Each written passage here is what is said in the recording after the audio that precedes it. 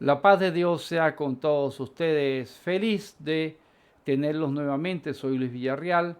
Esto es Escudriñando las Sagradas Escrituras. Nuestro tema ahora es el discipulado y el título específico para hoy es la regeneración, parte 3 y conclusión también. Entonces, para eso vamos a leer lo que nos dice el apóstol Pablo escribiendo a los Gálatas, que ya habíamos tocado el tema ya en el martes pasado. Aquí vamos a leer los versículos del capítulo 5, los versículos 16 y 17. Así, digo pues, andad en el Espíritu, hablando del Espíritu Santo, y no satisfagáis los deseos de la carne, porque los deseos de la carne es contra el Espíritu, y el del Espíritu es contra la carne, y estos se oponen entre sí para que no hagáis lo que querráis.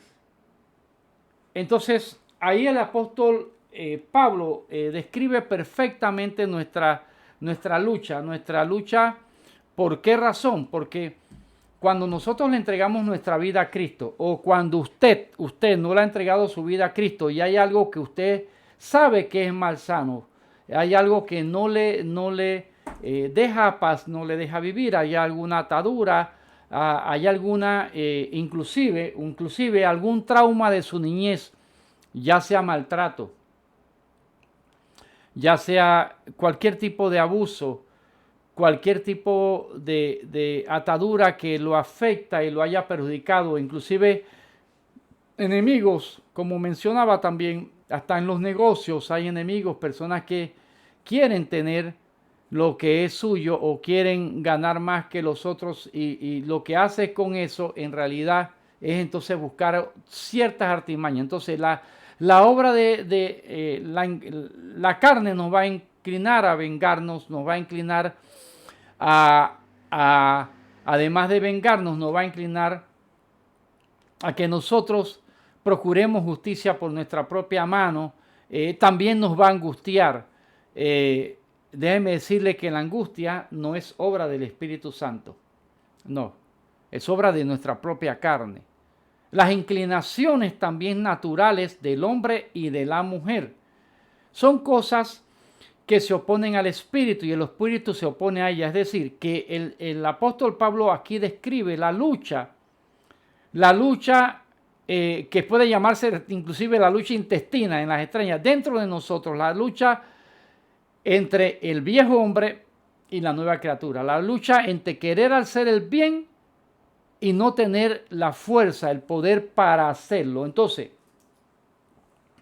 si nos damos cuenta, la única fuente de poder, el único poder que nos permite a nosotros hacer lo que agrada a Dios es el Espíritu Santo.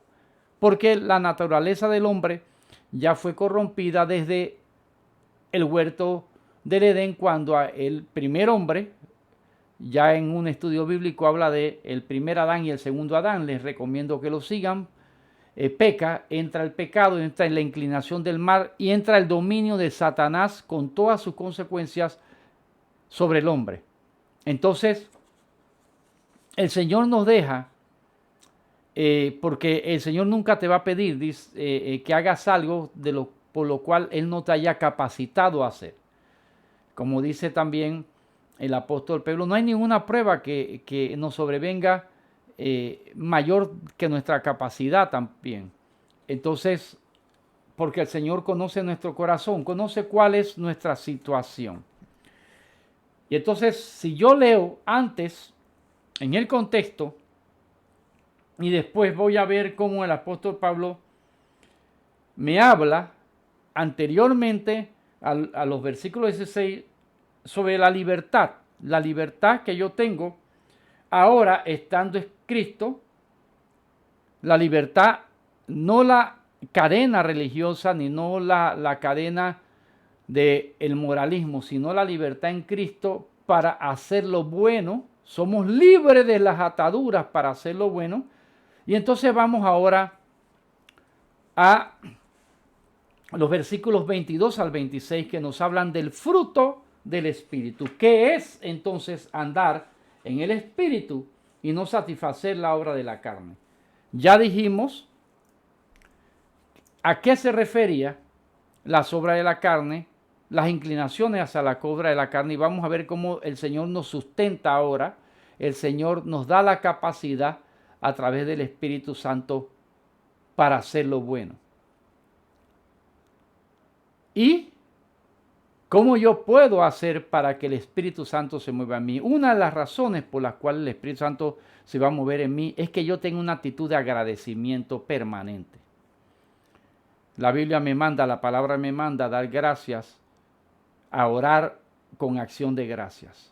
2, reconociendo mi pecado y mi maldad, teniendo la madurez y la valentía de reconocerla. No poniendo excusa. Cuando pongo excusa me ato más al mal.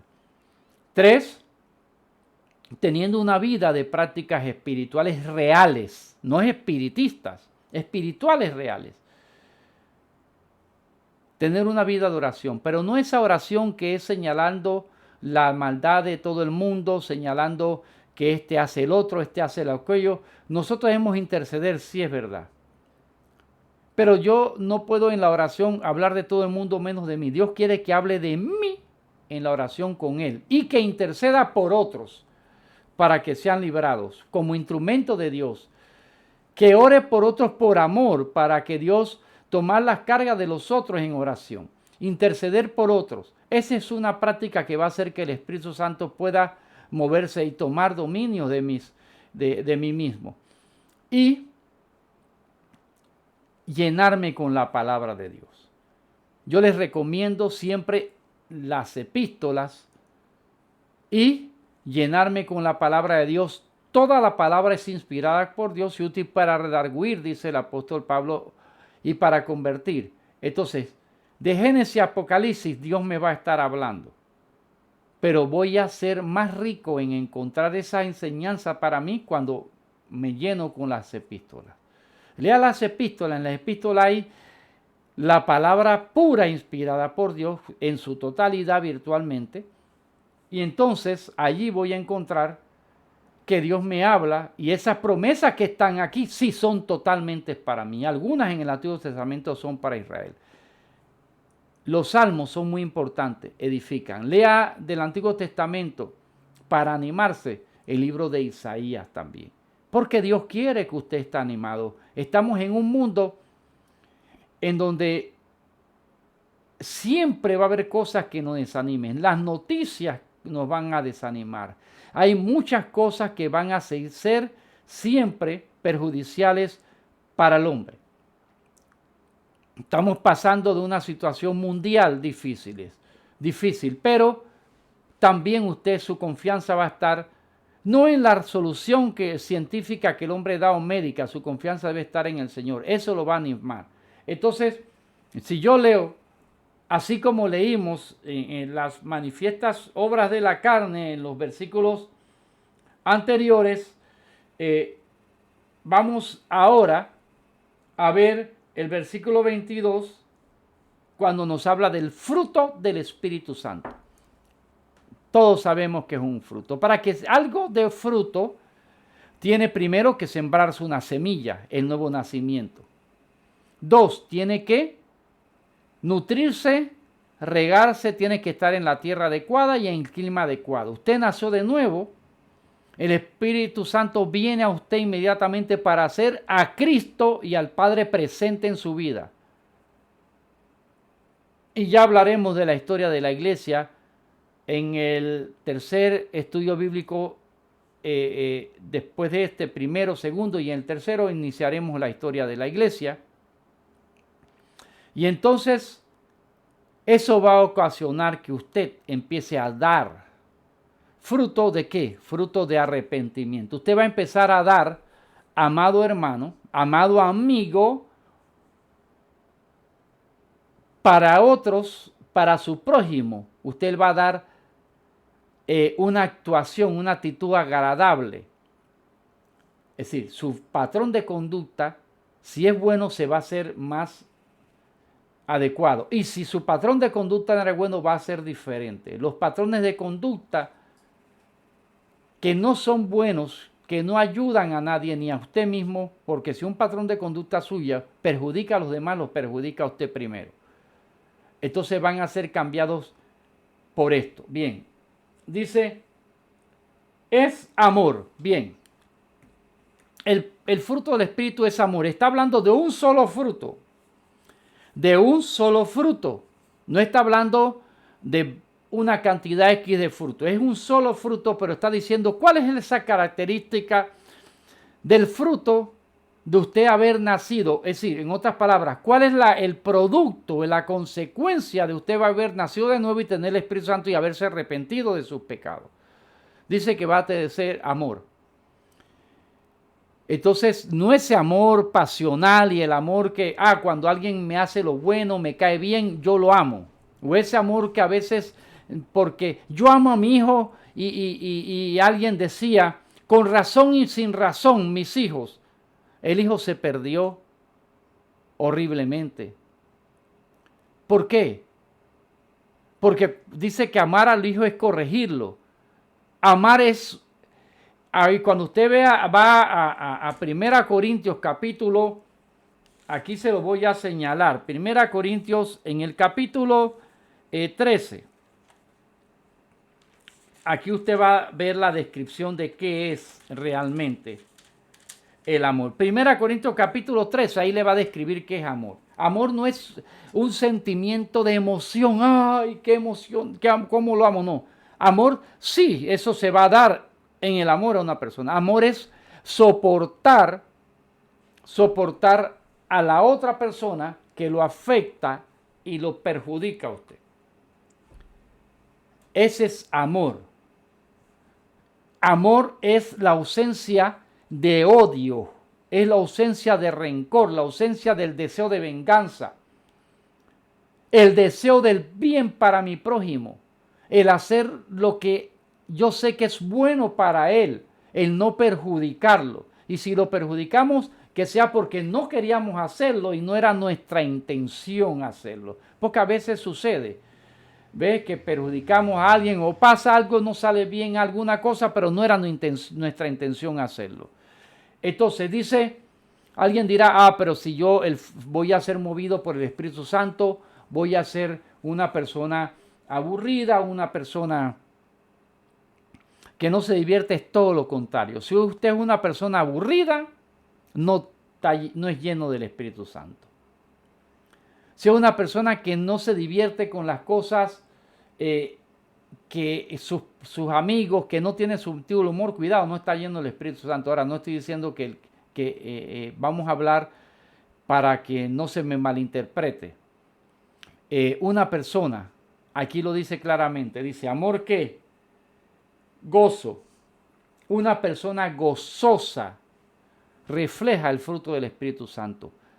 Hay quienes realmente consideran que ser espiritual es no estar contento, es no ser feliz, el no compartir con los que no conocen al Señor. Yo tengo que llevarle alegría a la gente también a veces. Consuelo. Eso por ahí de estar condenando a todo el mundo, que todo el mundo se va para el infierno. Entonces me considero a mí mismo como yo era antes. Entonces el gozo, la alegría, dice gozo y paz. Mire, amor, gozo y paz. Estamos hablando de lo que es andar en el Espíritu. Andar en el Espíritu es amar, estar gozoso y tener paz. ¿Qué dice el apóstol Pablo? Gozaos en el Señor, os digo otra vez, gozaos. ¿Y sabe por qué? Porque eso no es producto de la circunstancia o el medio ambiente, es producto del Espíritu Santo en mí. Ese fruto del Espíritu Santo, interno hacia afuera, no que la circunstancia y lo demás es la que van a determinar cómo me siento. Paz. El Señor dijo, mi paz os doy, mi paz os dejo, no como el mundo la da, yo la doy. Es decir, no depende, nuevamente lo reiteramos, no depende de las circunstancias. Entonces, paz. Yo necesito paz permanente, usted también. hay cosas, a mí me sucedió una vez que iba en uno de nuestros empleos, siempre dejaba el auto en un lugar porque donde yo tenía que llegar no había estacionamientos, pero lo dejaba en un lugar donde las personas me conocían y cuidaban el auto. Entonces yo caminaba por una calle que para algunos era peligrosa, para mí no, gracias a Dios. Y después subía por un lugar muy sencillo, muy humilde, muy popular. Pero cuando subía por allí, yo sentía una paz. Y pensaba, ¿por qué cuando subo por aquí siento esa paz? Hasta que un día el Señor me enseñó, porque el Señor nos habla como con la palabra, pero nos habla así con ese pensamiento que sabemos que no es de nosotros, sino de Dios. Hay unos dicen que ya Dios no les habla. Bueno, a mí sí me habla y cada vez que me habla se cumple y cada vez que no obedezco lo que me habla tengo malas consecuencias. Entonces, el Señor me enseñó que era que cuando yo pasaba por ese lugar, yo era un niño, pasaba con mi madre o con alguna tía o con la señora que nos cuidaba. Y cada vez que pasaba por ese lugar yo sentía alegría, gozo. En ese tiempo no tenía ninguna preocupación, ningún problema que tenemos los seres adultos con responsabilidad. Entonces el Señor me enseñó eso. Por eso es que sientes esa paz. Pero esa es una paz mental. La paz que se refiere al Señor es una paz espiritual, que sobrepasa, dice, todo entendimiento. Que sobrepasa todo entendimiento. La paz del Señor, esa paz del Espíritu Santo, va a sobrepasar todo entendimiento. ¿Y cómo yo puedo explicar eso? Que aunque tú tengas problemas, aunque tú tengas situaciones angustiosas, esa paz te va a hacer que esas situaciones no te afecten físicamente, emocionalmente, y te va a dejar dormir, te va a dejar disfrutar a tu familia, disfrutar las cosas. Es decir, esa paz es la que va a hacer que no necesites un medicamento, que no necesites ningún medicamento para poder dormir, para poder tener tu presión a un nivel correcto, para que no te dé un infarto. Esa paz es la que te va a salvar emocional y físicamente. Seguimos leyendo para ser literales. Entonces, paciencia. Bien, la paciencia. Estamos hablando de algo que todos, absolutamente todos necesitamos. La paciencia. Mire, la paciencia es la tranquilidad, la madurez de poder esperar. Eso se obtiene con la práctica, eso se tiene con la experiencia. Y esa paciencia lo que va a hacer es valga la redundancia, hacernos estar quietos y esperar, como dice el salmista, estar quieto y ver la salvación del Señor. Paciencia es poder tolerar también algunas cosas, es no adelantarme a la circunstancia y dañar. Es como la paciencia me va a impedir a mí que yo me adelante a la circunstancia, y es como comer un fruto que no está maduro, luego sabe amargo y lo botaste, ya un fruto maduro que no se va a comer otra persona, ni mucho menos tú. Entonces, la paciencia nos ayuda a nosotros en la oración, a poder orar y no desanimarme, a orar por algo, y no desanimarme porque pase tiempo. Hay cosas por las que yo he orado, y han pasado 10 años para recibirlas, otras 16 años para recibirlas, otras 20 años para recibirlas, pero he perseverado en esa oración y las he recibido. Eso es la paciencia, es poder soportar la prueba. Eso es la paciencia. Y años, si usted dice, si no tuviera el Espíritu Santo, si no hubiera conocido a Dios, me hubiera desesperado. Pero el Espíritu Santo le ha dado esa paciencia para eso. La paciencia que tiene el campesino cuando siembra. Ese árbol va a parir, vamos a hablar así con las palabras de los campesinos, a parir en 4 años. Este árbol para en 7, entonces La persona que no está acostumbrada ni siquiera lo siembra. Y luego pasan los 4 años, los 7 años y no tiene y sigue comprando el mismo fruto en el mercado. Cuando tiene un terrenito donde sembrar algo. Esa es la paciencia con que se cuidan las cosas. Es la paciencia como tenemos que criar a nuestros hijos, como tenemos que trabajar, como tenemos que perseverar en las cosas, en los estudios, en todo. Esa capacidad nos la da el Espíritu Santo. Seguimos. Paciencia. Dice benignidad. Benignidad. Benignidad. El Señor dijo, no hay ninguno bueno sino Dios. Ah, pero ahora ese es un fruto del Espíritu Santo. ¿Y quién es el Espíritu Santo? Dios. Va a dar un fruto de Dios en mí. Es decir, benignidad. Voy a procurar lo bueno. Voy a actuar de buena fe. Aunque seamos engañados, aunque seamos, no cambiemos. Hay alguien que dice, más, nunca ayudo a más nadie, cristiano. No, eso no es así. Eso no es así. Dimos a los otros, ayudamos a los otros. Nos defraudaron. Dice la Biblia, no eches las perlas a los cerdos porque la pisotean y se vuelven en contra tuya. Nos defraudaron, después que le ayudamos fueron malagradecidos, hablaron mal de nosotros. No dejes de hacer el bien. Dice, no nos cansemos de hacer el bien. Porque algún día cosecharemos. Yo no quiero cosecharlo aquí, yo quiero cosecharlo en la vida eterna también. Dice, bienaventurado el que piensa en el pobre, dice el salmista, porque en los días malos le ayudará a Jehová. Y además de eso, cuando esté en la enfermedad, dice, hará mullir su cama. Es decir, cómodamente su cama. Yo lo he vivido. Entonces, si ayudaste a gente con necesidad y fueron malagradecidos, entonces no te preocupes. Si ayudaste a un empleado y encima de eso te robó, sigues teniendo la benignidad es la que va a hacer que sigas actuando igual, aunque pasen todas esas decepciones. Bondad, sigue diciendo el apóstol acá, bondad. Sigue diciendo bondad. Entonces, cuando analizamos todas estas cosas, bondad, podemos decir esto. Mire, benignidad y bondad parecieran sinónimos.